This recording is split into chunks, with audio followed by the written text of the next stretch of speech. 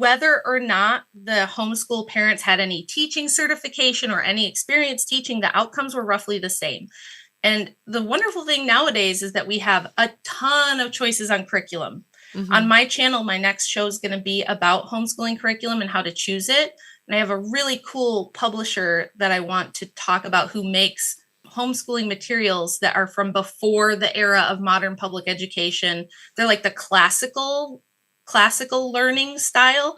Those are really easy to follow along with. They have teaching guides. So basically, like, I always tell people I probably learned more homeschooling my kids. Really? Than I taught. Yeah. Oh, wow. Yeah. Definitely. So how does that, like, I'm just trying to think a day in the life of you homeschooling, like the night before you teach yourself whatever the lesson is and then you teach it to your kids. Is that how it works?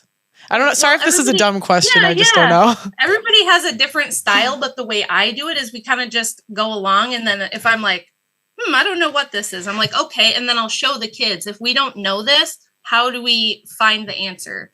How do you look something up and make sure that it's a good source that you're getting the information from?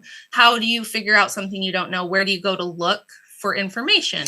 So you're kind of teaching them how to teach themselves rather than just spoon feeding them information. And we rarely spend more than like 1 to 2 hours a day, because you can be so efficient and you can be so targeted in what you're doing, where when you think about it and you're in a public school for 7 hours, how much of the 7 hours are you learning? Okay. I had cousins that were homeschooled.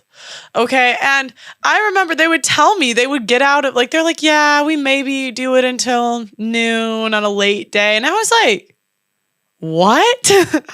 Yeah. So my thought when I was younger was that they were like, they couldn't have been learning as well. But, now hindsight 2020, I'm like, were we the dumb ones?